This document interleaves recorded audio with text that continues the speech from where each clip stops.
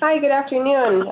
Thanks very much for joining us. This is Sally Whaley. I'm with the Austin Regional Office of the EDA. We appreciate you joining us for the informational webinar on our VISTA program today. I'm going to run down quickly just some details on how the Zoom account works in case y'all haven't used this before. I have everybody on mute.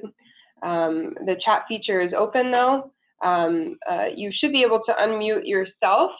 But please hold off on doing that until we get to the end in our question and answer. If you'd like to answer a question throughout the presentation, please just use your chat feature and we'll log those and get to those as they come up or at the end. Again, I'll have the lines unmuted towards the end to ask questions. So now I'll pass it over to our Regional Director, George Ayala, to do a brief introduction of a couple folks on the line and of the program we've been running. George? Well, good afternoon, everyone. Glad you could join us for this webinar. We're very excited about our VISTA program. As you know, we started this program a couple of years ago here in the Austin region, and we have gotten many positive feedback from EDDs that have had VISTAs, from the VISTAs themselves, and also from outside. From our headquarters, we've presented the program to them as to what we're doing in other regions throughout the nation, other economic development, EDA regions throughout the nation, and shared with them the program and what we've been doing here in Austin. It's been very well received. There's a lot of anticipation that this may continue to expand beyond our region.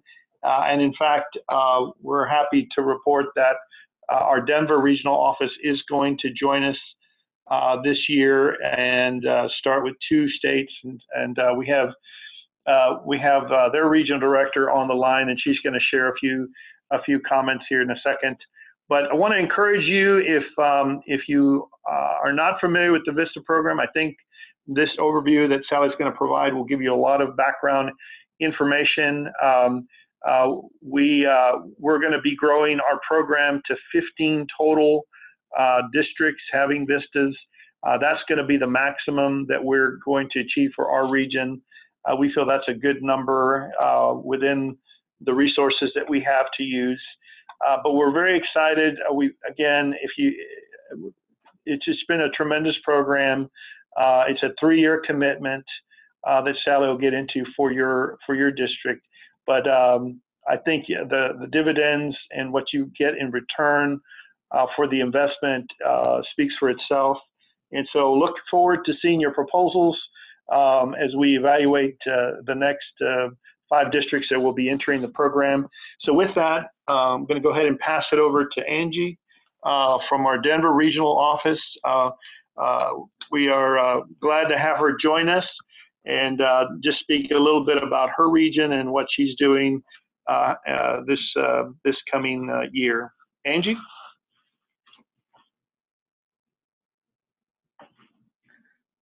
Oh, you have to unmute her.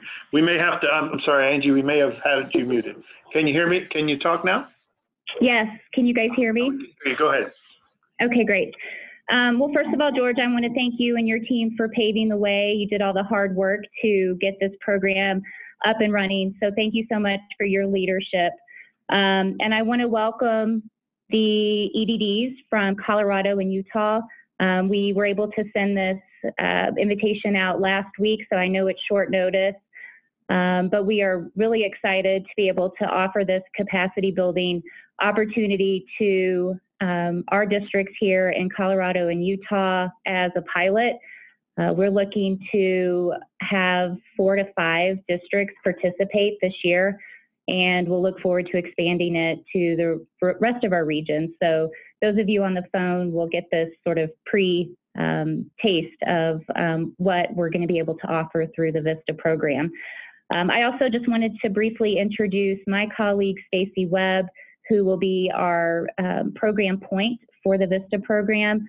I'd like to ask her just to introduce herself, and then we'll kick it back to Sally to run through the program. Good afternoon, everyone. As Angie said, I'll be the point of contact for the Colorado and Utah districts. We're really excited about this program, and the Austin office has just been tremendously helpful throughout the process. We hope that with the district's relatively close proximity to our office, it will mean that I can make some site visits that otherwise might not be possible. So we see that as a real benefit for this first year. We're going to turn it over to Sally now. She's the expert here, but if there are any questions specific to the Denver Regional Office, then we'll just jump in. Thanks. Sally? Great, thanks everybody. I'm really happy to have Denver on the call. And I know that there are several current participants in our region, current EDDs participating that are on the line as well. So thanks again for all y'all being here as well. And they're going to serve as a great resource here during our question and answer session at the end of this presentation. So we'll start running through slides here. For those of you who are unfamiliar with the VISTA program, it's under the Corporation for National and Community Service, which is an organization that runs AmeriCorps and Senior Corps and some of the other programs you may have heard of. VISTA stands for Volunteers in Service to America. It's a federal anti-poverty program. It's about the same age as EDA is. It's also about the same age as Peace Corps is. One of the easiest ways to describe VISTA is it's kind of like a domestic Peace Corps. Folks come in a dedicated service position, 40 hours a week full-time for a whole year, and they come in as capacity builders. So they come in to build out programs that will hopefully last after their term of service. EDA initially identified our kind of mission overlap in 2015. So EDA works to build up prosperity in economically distressed communities around the United States. And VISTA is working to eradicate poverty. So Austin Regional Office had looked at that and tried to figure out what the best matchup would be if we were going to plug VISTAs into some of our functions. And we immediately thought of our greatest resource, which is our EDDs. Y'all all have really fantastic understanding of what your communities need, what you'd like to see moving forward, but often have a resource gap in terms of hands on deck to be able to undertake some of that more extensive research or implementation of planning. So in 2015, we looked at marrying the two programs, beginning this partnership and placing VISTAs in with our EDDs to serve as resources for those organizations. 2016 was our launch for placing VISTAs with EDDs. We just focused on Texas as our pilot program. There were 4 VISTAs placed around the state. They served for a year. Last year, we were able to expand the program into the rest of the Austin Regional Office. So we have had 4 states participating with 10 VISTAs across those EDDs. And then we also added a VISTA leader who has been helping support the individual VISTAs and the development of the program. In 2018, we're really excited that we're going to be joined by our Denver colleagues and the EDDs in Colorado and Utah as they open up 5 spots for their pilot program, and we'll also be opening up 5 additional spots, which will bring our VISTA program up to 15 EDDs.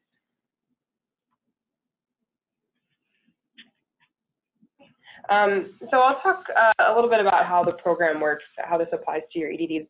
We'll go through the timeline for 2018, the types of projects that we've seen in the past, and what we're targeting for our future partnerships, associated costs that have come up for EDDs participating in the program, what the responsibilities break down in between EDA and the EDDs, and then what our training and orientation schedule is.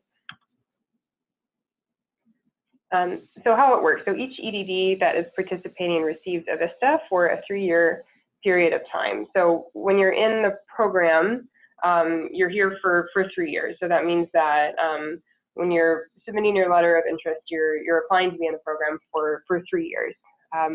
VISTAs only serve for 1 year, so that means that you'll go through the recruitment cycle every year for a new VISTA, unless that VISTA decides to extend and stay with you for 1 or more years. The EDDs then designate a VISTA project, so this is something that y'all be thinking about now for that 3-year time period. You'll be looking at a specific project that this VISTA is going to work on. we'll go a little bit more into depth as to what those projects look like that they can break out. But mostly you should have a main focus that this VISTA is going to work on over the 3-year period. For the planning, for the focus on what that 3-year project looks like, this is a VISTA model on how they look at their projects, but I found that it served well for people to understand, you know, what they should be looking at over the 3-year period of time. But the first year, when the first VISTA is on board, is going to be planning out that project. The second year would be more of second VISTA would be implementing that project. And then the third year would be looking at the sustainability of that project. So after your 3-year period is up, we want this project to have been something that is worthwhile for your district, even if you don't have a VISTA. So sustainability is something we talk a lot about with our VISTA programs. Again, those can look different, and we'll talk a little bit about that in a couple more slides, but that's the typical breakdown that VISTA uses as a model, and that's something that we've discussed when setting up projects in our region as well. Competition for each year will open up for about 5 EDD spots per region. So that means that, again, folks are on for 3 years, and you'll cycle out after 3 years and allow for other EDDs to compete. It's certainly permissible to compete for a second 3-year term, but we're just opening it up to give folks the opportunity. Our 2018 timeline, moving forward, we have we put out our call for the letters of interest last week. So we're about a week into that timeline. The due date for those is at the end of the month. We'll go over in depth what those letters entail. July 10th is when we are going to have our determination made from all of the letters that we've received who will be participating this upcoming year, and we'll let folks know then. And then a very quick turnaround, we're going to have our supervisor orientation call on July 12th. So that's a really important date to keep in mind. There's a lot of very important information in terms of recruitment, onboarding, getting your project assignment in line and things like that. So that orientation call will take place July 12th. So please keep that in mind as you put in your letters of interest. You really need to be available for that. And then July through September is going to be recruitment. Recruitment is a really interesting undertaking for the VISTA program. VISTAs themselves are outside the model of traditional full-time employees because they're often coming out of college or mid-career and transitioning, but you know they're dedicating themselves to a full year of service, so it can be a little more non-traditional recruitment process. So we'll go into depth on that on our orientation call, and then that recruitment will take place throughout the summer. We're looking at September and October to finalize our VISTA selections. November is when the VISTAs will start service. So we have to have them finalized about a month in advance because of the orientation schedule that the Corporation for National and Community Service has us on. What that entails is before the VISTA starts, they'll need to take part in a pre-service orientation. I just got notification that this will be taking place online. So the VISTAs will be able to start in your office the same day that they start their orientation. But we need to line up our recruitment and selection to ensure that we have everybody enrolled in that orientation before they come on board. So in November, and I don't have those finalized dates yet from VISTA, but they'll all start together and they'll all start in your office while doing this kind of online orientation. We'll give them hopefully about a month in your office to understand kind of what their role is, who the different folks are in your office, and what their work's going to look like before we bring them in to have an in-person orientation here at EDA. So that will happen in early December, and that will be taking place both in the Austin office and in the Denver office. So they'll be, hopefully we're looking to line those up so we can do some cross education with webinars, but they'll be taking place in Austin and in Denver. And that is the one thing that we ask that you guys pay for travel expenses for, that the VISTAs come in for that in-person orientation. We feel that it's really important for them to understand, who EDA is. We give them a really great primer on economic development, on planning, and research, and we found that extremely helpful, both to lay some groundwork for the VISTAs, but then also to build a cohesive program so that VISTAs are sharing, across sites and collaborating with one another. So that's the one travel expense that we require that participants in the VISTA program put up for the VISTAs.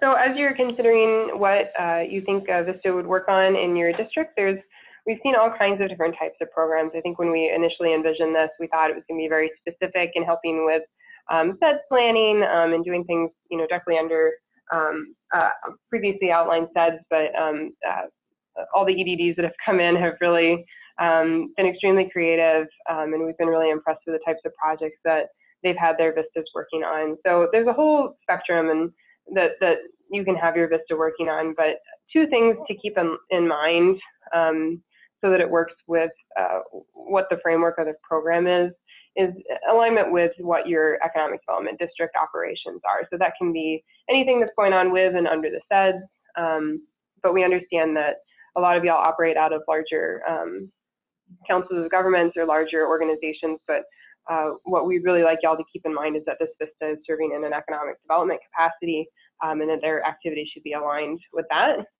And then the other thing to keep in mind is that their primary assignment should be with your economic development district rather than with a sub-organization. So, and that's a standard project requirement, just so that we understand who the VISTA is working with, that y'all are the recipient of that VISTA rather than having kind of a pass-through to a different sub-recipient. So the VISTA should be working on economic development, and they should be working directly with your organization. Certainly permissible for them to have other partners, but they should be reporting directly to you. So some examples of past focus areas. Again, these have really ranged in terms of what folks have been working on. We've seen folks work on SEDS, both your regional SEDS, but then also localized, more targeted SEDS for cities and counties in your region.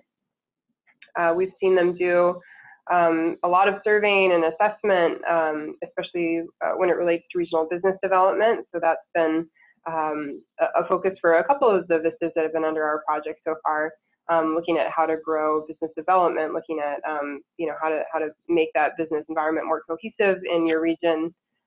We've also looked at feasibility for localized development projects. So if you have some things that have come up under your SEDS or in planning processes and you want to look at the feasibility of that, we've had VISTAs looking at feasibility studies. Had VISTAs doing a lot of good outreach, so just economic development education and letting the community know what y'all are doing and how they can be involved. And then we've had a range of really specific focuses on hazard mitigation. We have a VISTA right now working on developing hazard mitigation plans for different communities, industry expansion, looking at one specific industry that region wants to grow and how that could be possible. We have a VISTA working on brownfields and blighted sites, working on development plans for that. And we have a VISTA working on communication strategy. So there's a whole host of things that folks can work on, and we don't want y'all to be limited in terms of your thinking, and we're happy to hear those and have those run past us as you're planning out what you might want to focus on. Associated costs. So there's the cost for the VISTA in terms of monthly stipend comes from the Corporation for National Community Service. So AmeriCorps VISTA pays them a monthly stipend. As you can see, it's not very much. It's less than $1,000 a month. So again, these VISTAs are really, truly are in a service capacity and are committed to the service aspect of their job. All of that money comes from AmeriCorps VISTA. They will also receive some post-service benefits. There's an education stipend that comes along with completing service, or some non-educational money if they choose to receive that. So all of that's covered by VISTA. EDA and the EDDs are not involved in that at all. That's kind of a direct deposit situation that VISTA takes care of. The things that the EDD will be responsible for are any other kind of work-related expenses. So this is things like travel for work, not the typical commute, but anything that you would reimburse mileage for any of your employees. There'll be things like if you need to set up a new workstation for a VISTA, phone lines, trainings, if you need to get somebody a new laptop, things like that. Those are all coming out of what budget you set up for your VISTA. We tracked this our first year because we wanted to see how much money folks were spending, and the expenses really ranged. They went from about $300 to $1,000 a month.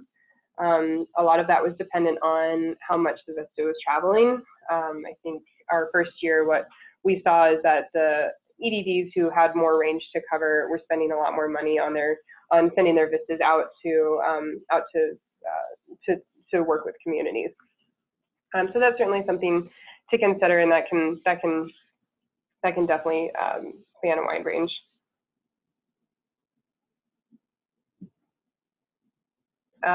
You know, and one thing that you didn't see on the expenses slide is EDA. So EDA doesn't put any money into this project. All of this is coming either from VISTA or from your budget. What EDA is contributing is the managing of the program. So I'll go over that a little bit here. You can see, and I have this really interesting color-coded slide. So we'll see if anybody gets my kind of gradient scale in terms of responsibilities for folks. But right up here at the top is grant administration, and that's solely an EDA responsibility. What this looks like is we hold a grant with CNCS for this VISTA program. And rather than them granting us money, essentially they're granting us kind of the human resource of the VISTAs, which are placed with your EDDs. So we manage all of that in terms of reporting and resubmitting the legal requirements and things on a yearly basis. Another benefit of EDA doing this is that often if an organization is applying for a VISTA, they'll be subject to a cost sharing function. So you would be putting up part of the money for the VISTA's monthly stipend. EDA is exempt from that, and therefore you guys are also exempt from that. So by us holding the grant, we're hopefully helping you guys out with some of the costs on supporting a VISTA on that monthly basis. So we do all of that, and then we also do all the interfacing with CNCS. Since we hold the grant, you know, you guys don't need to be in touch with them about any things that come up with the VISTA members or any troubleshooting. That all goes through us. So we hope that helps y'all out. And then there are a couple things that we share responsibility on. One of those is orientation and training. So bringing on VISTAs into the office is something that, you know, you guys again will have them for about a month before we see them. But then the trainings we do on a monthly basis for the VISTAs, just as y'all will be doing that in-person onboarding. And then monthly calls is another responsibility that is split between the EDA and the EDDs. What we've done in the past and what we'll plan to do moving forward is have monthly calls both with supervisors and with the VISTAs. So in the past, I've run all of our monthly calls with our Austin supervisors. Moving forward, Stacy will run the ones with the Colorado and Utah EDDs, the supervisors for the VISTAs. We'll do some of those together, but that's something that we equally participate in. And then the VISTAs themselves will be on monthly calls with our VISTA leaders. Okay, so moving over to things that are a little bit, that fall more into the EDD responsibility, recruiting. So we certainly help on that. Since we hold the grant, all of the opportunity listings that we post right at first. So, you know, when we say X EDD out of out of Colorado is looking for somebody to work with them on a hazard mitigation strategy planning. So that gets posted since we have the grant. EDA posts all of those listings, and then we'll help by sending out some kind of blanket advertisement using the EDA brand and the EDA network to get the word out about this program and that we're recruiting in a variety of areas. Other than that, most of the recruiting falls on the EDD. In the past, that's been done best at a local area. So y'all working with your local jobs boards, working with your local universities, colleges that you have good relationships with. So most of that's done on a local level. So you guys have the brunt of the recruiting process, and then you also have, of course, the responsibility and of selecting the VISTA. So you'll do the interviewing and you'll select your VISTA, which has worked out very well in the past because, you know, at the end of the day, you guys are the ones who have the day-to-day supervision of the VISTA. So recruitment is a bit of a shared role, but falls most heavily on you as the recruiting organization. Another thing that is a bit of a shared responsibility, but mostly falls on y'all, is monthly reporting. And I'll start by saying most of this is done by the VISTA themselves. So whoever on your staff will be doing the supervision of the VISTA we'll need to read through these reports, but it's something that we have the VISTA do, and that's a pretty it's a pretty substantial form that we have the VISTAs fill out every month, but it has been really instrumental in gathering good information for the program, understanding what benefit your community and your organization is receiving from the VISTA. But that's something that, and it's written out in the contract that we all sign, is something that is required to come from y'all. So the VISTA will do that, but you guys need to ensure that that's getting to us on a monthly basis.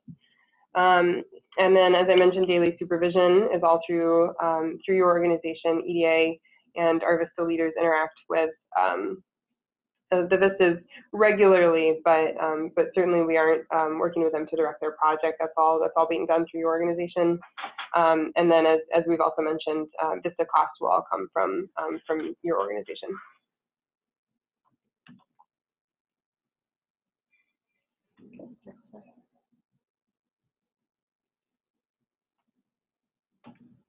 Oh, there we go.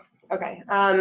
So just to mention, we sign memorandums of agreement between the EDDs and the EDA once we've accepted you into the program. You'll see a full text of this before before the final contract is signed. But just so you're aware, in case this needs to go back to your board or to your legal team, this is kind of the binding contract that we sign as you come into the program. Okay, and then focus on training and orientation. So I've mentioned this a bit, and at this point, since I've just found out that the pre-service orientation provided by VISTA will be online, essentially items 1 and 2 will be combined. So that pre-service orientation will be and a couple hours every week that the VISTA will need to participate in, but they'll do it while on site with you guys. So they'll start their first day in your office, and they'll need to make time that afternoon to complete their pre-service orientation, and that'll go on for I think 3 or 4 weeks that they do that on a weekly basis. But that'll be going on at the same time that they're at your site, and you'll be providing whatever on-site orientation you typically do to onboard employees. And I'll make a distinction between a VISTA and a couple other terms that we typically use for folks that come on. They're not a full-time employee. They're an AmeriCorps VISTA, and they're not going to be on your payroll. And I know we've had questions about that in the past, whether that's going to be a conflict of interest to have them working for both VISTA and being in a EDA program and then working for you. That's come up in the past and as a concern, and I think what we've heard from our EDDs is that really it's been fine. It hasn't been an issue. EDA is really appreciative of our role in this program and really happy to provide support. But the VISTAs are working with you guys on y'all's project, so that hasn't been as much of a concern as we wanted to consider at the beginning. And then the other thing that VISTA often gets compared to is an intern. And I got in trouble with the CNCS Corporation when I first started supervising this project for using the term intern, and they said it's not an intern, it's a VISTA. So it's and the difference there is that a VISTA is supposed to be coming on in a capacity building sense. So there's somebody who's definitely there and learning, but is providing more of a capacity building service than somebody who's coming in and just playing a support role to the rest of the staff. And the difference there also is that we're recruiting that caliber of people that's going to be able to come on and be able to do more than assist people and with paperwork and basic research. So so that's what we're looking for in a VISTA. So the third item on here is that EDA provides an economic development orientation. I mentioned that again as something that will come out of y'all's budgets to provide the transportation for the VISTAs to get here. And that'll happen in Austin and Denver. And then the fourth item here is that outlines kind of ongoing training opportunities. So our VISTA leader this year, Lucas, has been really fantastic in providing ongoing support and training opportunities for VISTAs. If you guys have ongoing training opportunities in your office, that's also fantastic to provide that. But we certainly do some of that on a monthly basis. So getting into the letters of interest, these again are the how you kind of apply to the program, and these again are due at the end of the month. So three things that we want covered in here. The first is the project focus. We've gone over these two points, but just outlining for us what you want your VISTA to focus on, what you'll be interested in having them do over the course of their year, and then over the course of your 3-year program. And then the two other items we want is who's going to be the supervisor for that VISTA. So just understanding that that this VISTA is going to require some pretty good onboarding in terms of what their project's going to be and how they're going to complete that. The supervisor VISTA relationship has kind of also spanned the spectrum in terms of how much time a supervisor is spending with the VISTA, from daily interactions to kind of just main weekly check-ins, but taking some time to consider who that's going to be. For the most part, our supervisors have been folks who are working directly on our economic development projects. In a couple instances, we've had the executive director function as the supervisor, but we just want y'all to take into consideration the time that role entails, and just make sure that you're selecting somebody who's going to be able to commit some time to work with this VISTA. And then recruitment is the third thing that we'd like to have in your letter of interest.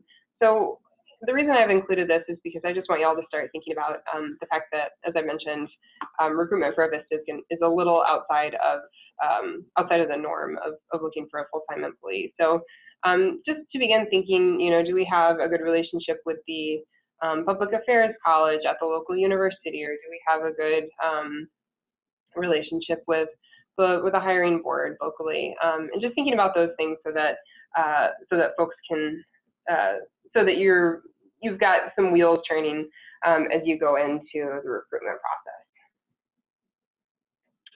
process. These can be submitted to either myself in Austin or to Stacy, who introduced herself a moment ago in Denver. And then I'll go ahead. That's all I have here on my slides. I'll just move into questions. Unfortunately, my chat feature is not showing up, so I'm not sure if anybody has put in chat questions.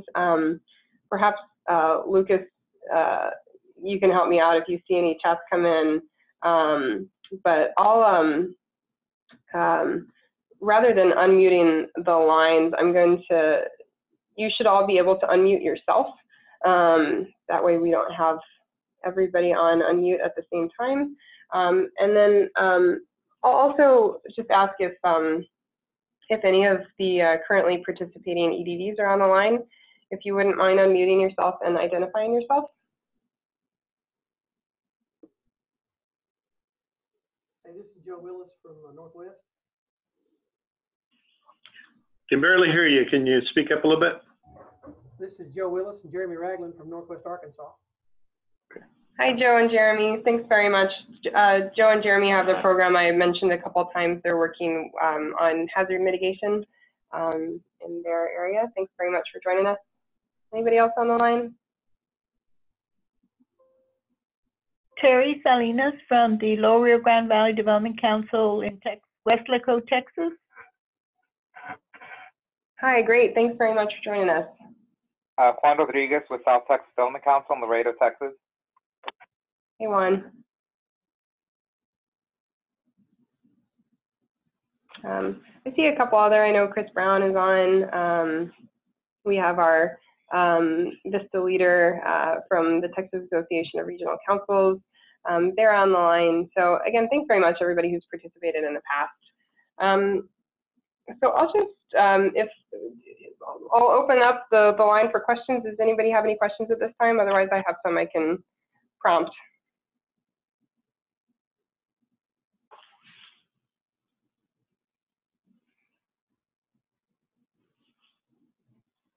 Okay, so thanks again for our current EDDs for being on the line. I'll ask a general question in case anybody wants to answer it. I know a couple of y'all had your... I'm so sorry to interrupt. It looks like we've got about 7 different questions or identifications coming through on the group chat. Oh, perfect. Okay, thanks, Kim. Would you like to read a couple of those out? I'm sorry, I can't see them. No, absolutely. So Kelly Davila from SPAG, South Plains Economic Development District, said that she is on, and as you know, she is a participating host site for a VISTA this year, and I believe was part of that pilot program. Kevin Wilkins says that the San Luis Valley has a pretty active VISTA community with a number of volunteers. Can they coordinate housing with other volunteer sites? Okay, so yeah, thanks, Kim. I think I understood that to mean that there's an active VISTA presence within their community already, and that they're wondering if they can coordinate with those efforts. Yeah, I would say absolutely. I don't think we've seen that. Well, in our first year, we had one VISTA who worked closely with another VISTA in their community. They were working on kind of comparable projects and had some overlap and had shared some resources for that. So I think absolutely. I would say just to ensure that the program is still focusing kind of within the parameters that we outlined, looking at economic development and working specifically with your organization, but outside partnerships, especially if there are other VISTAs in the area, I think would be a fantastic addition to the program. Thanks for the question. So another question we have that came in is from Jennifer McCollum. She asks, did you say 15 districts would receive a VISTA? So that's correct. So within the Austin regional area, so within our 5 states, we have it opened up to 15 different VISTAs. We currently have 10 active EDDs involved. So this year we'll be opening it up to 5 additional EDDs, and then in the Denver region, they are opening it up to Utah and Colorado, and they will be opening it up to 5 EDDs there. And the follow-up is, how many EDDs are there in the 5-state region? So there are 59, which is why we have that kind of rotation built in. So everybody will participate for 3 years. At the end of 3 years, we'll roll that participation back to competitive. If you'd like to continue, you're welcome to submit another letter of interest, but we have it rotating at about 5 EDDs per year.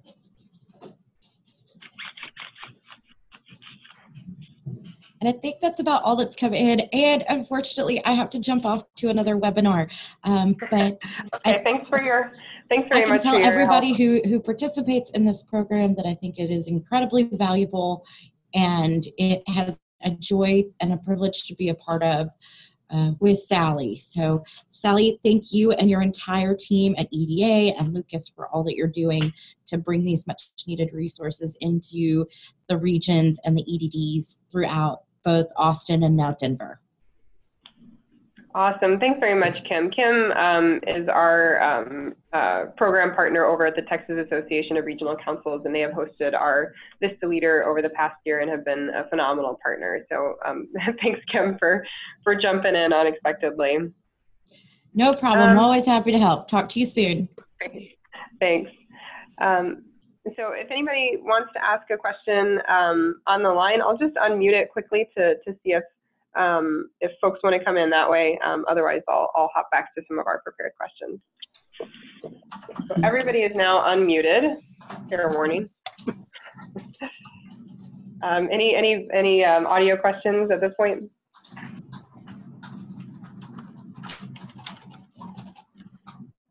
Okay.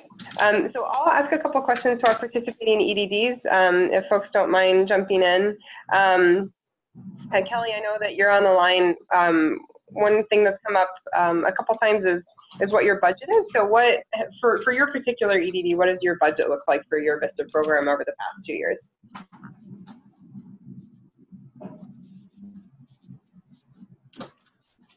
Kelly, are you still with us? All right, I'll jump to another one of our current participants. Joe, Jeremy, are you guys still on the line?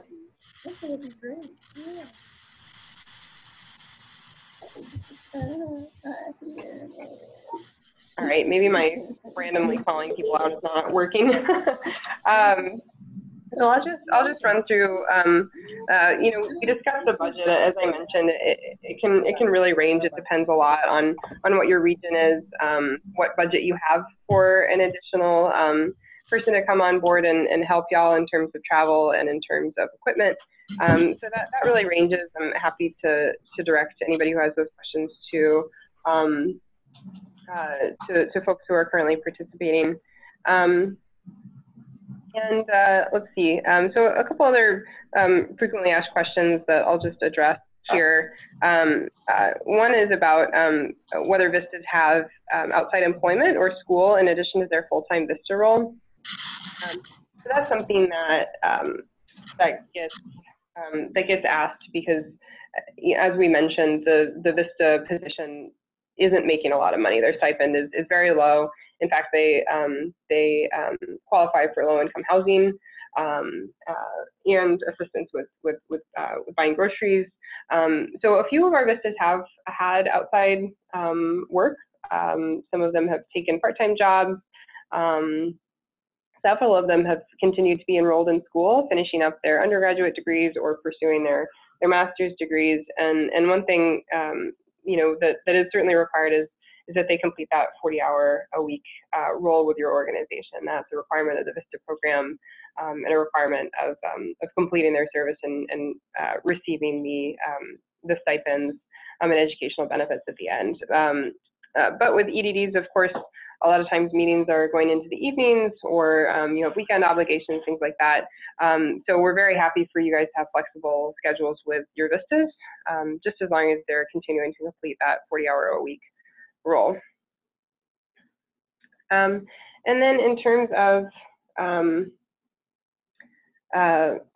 you know, a VISTA coming in and locating affordable housing, a lot of the VISTAs have been local. We've had a lot of success recruiting people who are really invested in their community and want to give back in that service capacity there, especially folks who are completing school years, things like that. But we've had a couple different VISTAs who have relocated. And one thing that the EDDs have been really fantastic about is helping them in locating affordable housing options, either, you know, through an affordable housing program or just, you know, being able to recommend neighborhoods, things like that. And that's been a challenge in a couple areas. A lot of affordable housing lists have a year-long waiting list, and that's not going to work with a VISTA who's coming in quickly and needs to have housing then. So that's something certainly to consider. But I've seen some really some really creative solutions to that. We have a couple of folks on the line now. I'm not sure if y'all want to unmute and talk about that issue, either Juan or Chris. I know that you guys have both dealt with affordable housing with a couple of your vistas relocating, but that's something that we've seen in the past.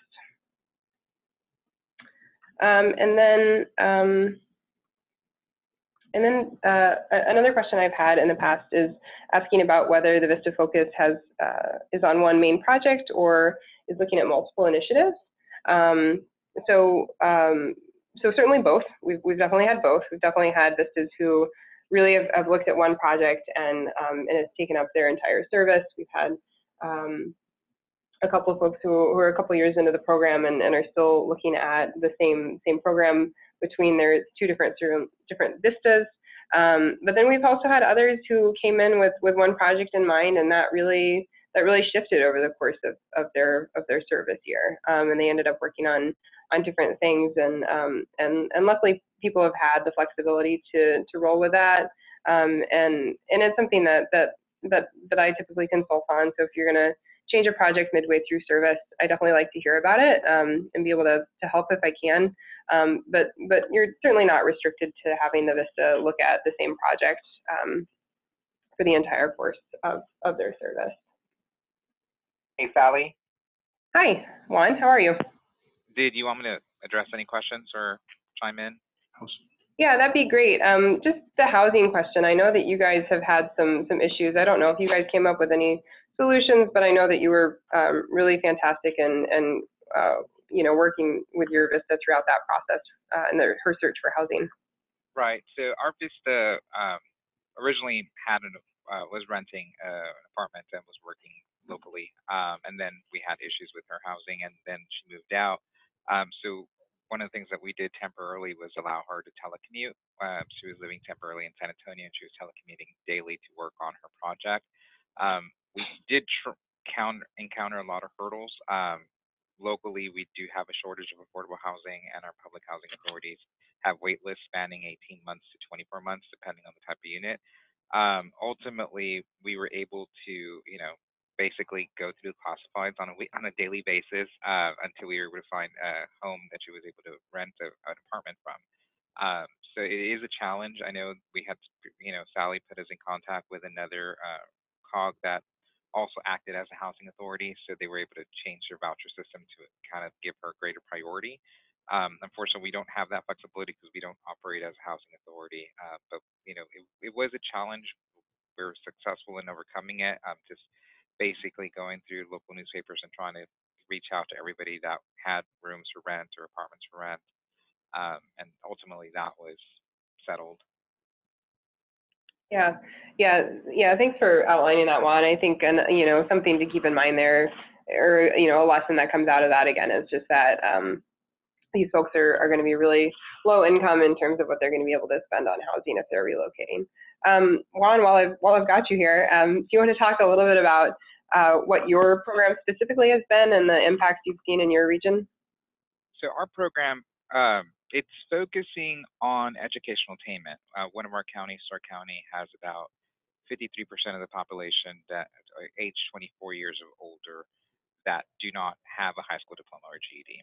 So the focus has been, and the real benefit of having a VISTA is that we have a lot, as EDDs, we have a lot of things going on, and sometimes we don't have the capacity to address targeted specific issues. So that's really the benefit that we've gained from having a VISTA volunteer work with us, that she's been targeting, doing surveying and meeting with local community groups and officials. She's met with a couple of school districts doing key informant surveys and interviews. And so far, we've found a common trend in underlying issues, and some of them are going to be capacity based.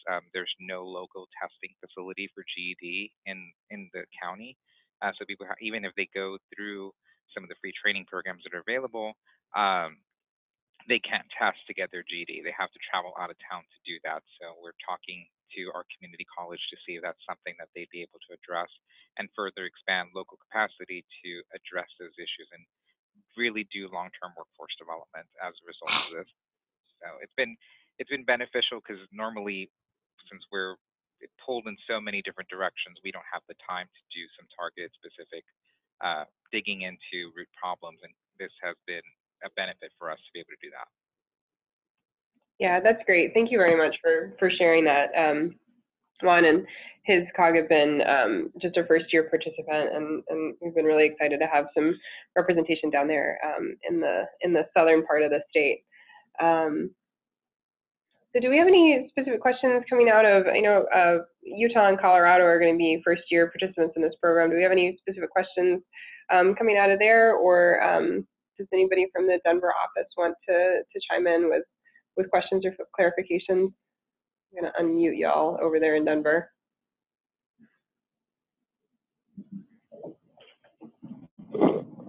No, we don't have anything else to add, Sally. Okay, great, thanks. Well, fantastic. I'm hoping that there aren't any other chat questions since I can't see them. I don't know, Denver, if y'all can see what's going on in the chat. Hey, Sally, can you hear me? This is Lucas. Hey, Lucas, how's it going? Doing well. Kelly Davila is on the line, and is just not using the Zoom feature. She was saying how they initially budgeted around $10,000. They haven't typically spent much of that. Most of their expenditures came from travel related to in region and out of region for travel. And then for school, they utilized graduate students both of the years for their VISTAs. They utilized VISTAs with predominantly evening classes so that it didn't conflict with their office schedules. Also, Kevin Wilkins said that when he was a VISTA in Yuma, Arizona, he worked with 5 volunteers working in the city. He worked with them socially with other volunteer sites that helped with social networking of the volunteers to enhance each project with cross-pollination of ideas. Perfect, awesome. Okay, thanks very much for that input, both Kelly and Kevin. Yeah, that's fantastic. I'm looking back at recruiting from the university. I think we've had a lot of really good success working with universities to, some universities required an internship, and this fulfills that requirement. Some universities have actually been able to use this as credit towards courses, and students, especially ones in related fields, have been really fantastic partners for us. Another great thing that we've seen with universities, one of our first-year participants actually had their VISTA located not at their office, but in a satellite office, and they had been given space by a university to work from there so that they could have a greater reach into a community that just wasn't easily accessible to the main COG office, and that was really fantastic. Another thing, and I don't think I've seen it in our program, but I have seen in the past, is that universities sometimes are willing to put up housing for VISTAs, to allow a VISTA to live in a dorm rent-free for that year. So that may be something for you to consider as an added benefit for your VISTA. Thanks again, Lucas, for chiming in with our chat questions. Let me just quickly introduce Lucas, who's been our fantastic VISTA leader over the past year and has been helping us build out this program. And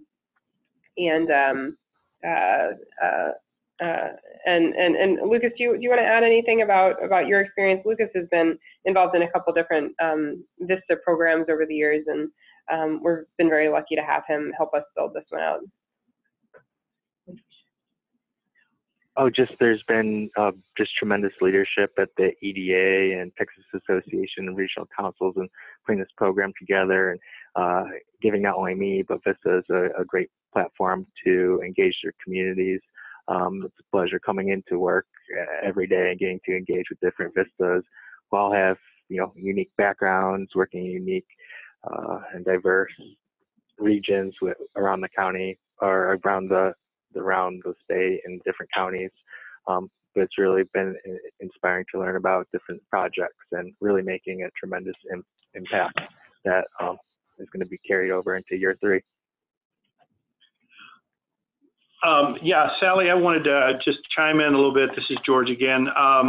Just one other thing that I didn't mention, and I'm not sure that if Sally mentioned it or not, but You know, these VISTAs are very talented folks and have, you know, the potential of being a full-time employee with you after they've served their time as a VISTA. And certainly this is an opportunity for you to engage with some new talent at a level that you might not otherwise get to if you just interview them for a potential position. But you really get to see them in action for about a year, really get to know them. And if, you know, you find someone that you really feel could add to your team, I think this is a fantastic opportunity to, you know, to certainly have that happen. And we've seen that already a couple times just in our 2 years. And so we're looking forward to, you know, continue to provide this resource.